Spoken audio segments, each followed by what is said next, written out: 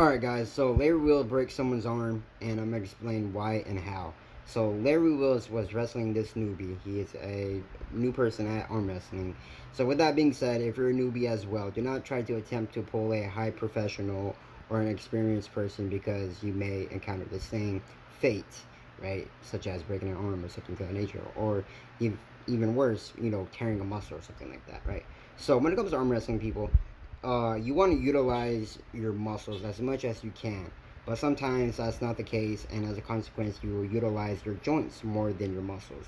And when that happens, you're placing a lot of stress on the bone, right? And as a consequence, you may encounter a fracture. So when Larry Wills was cupping this guy, right, this guy's arm was completely straight. And when Larry Wills was trying to bend his arm backwards, he is torquing the arm. And torquing any type of bone will eventually break the bone in half because you're placing a lot of stress on that bone. So in this case, it was his like humerus or his forearm bone, right? The ulna or something like that. And the newbie guy didn't realize what was gonna happen because he's inexperienced. He doesn't understand the angles and how angles play when it comes to arm wrestling. Angles is everything. Now, if he was a little bit more like in a king's position, he could avoid that fracture because now the biceps will take over. So that's very important when it comes to arm wrestling. Is that sometimes you have to uh, manipulate your angles in order to utilize certain muscle groups in order to combat the opponent's techniques and whatnot, right? So when his arm was completely up, obviously all of that tension and stress was placed on his arm, right, and on his elbow and on his forearm, and just out of nowhere, his weak link was his arm, and it snapped. Okay, now, if he was to do the king's position, utilizing his bicep, maybe his lats, maybe if he was using more lats, more biceps, less bone, and he was just completely upright, which is absurd, right?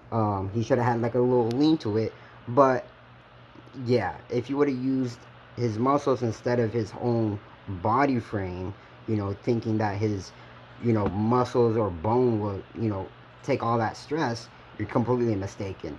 When it comes to arm wrestling, people, it's all about your tendon strength, muscle strength, and then bone strength, right?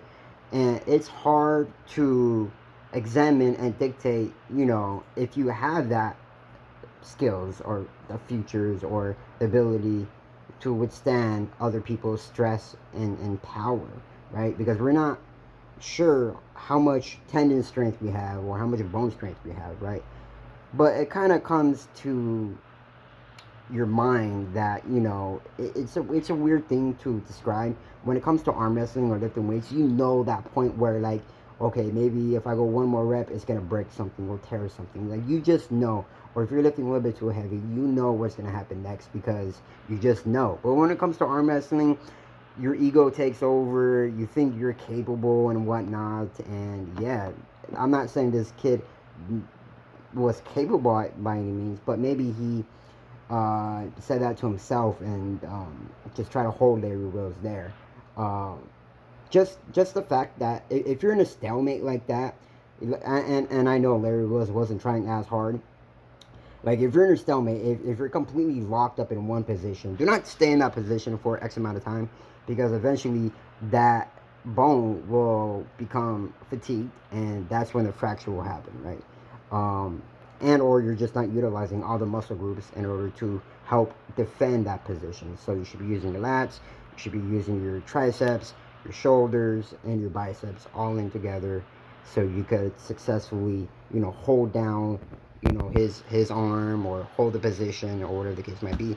But if you end up becoming relaxed, end up becoming just not aware of what's going to happen next, about manipulation, about gravity. Everything plays a role.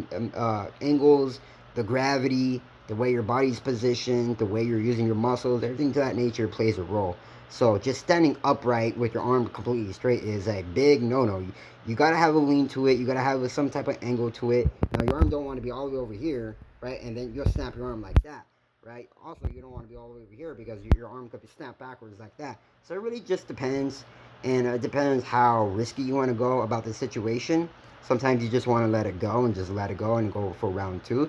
You see many professional arm wrestlers do that. They will end up just letting the movement go because they're in a risky situation and they don't want to face a fracture or anything to that point, right?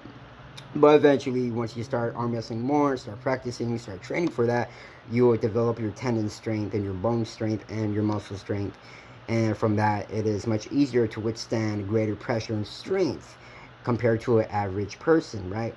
And an average person doesn't mean like you're weak all around, right? Everyone's different, of course, but just focus on your angles, focus on body composition, everything like that, and everything will change in a better and more proper way. Thanks for watching.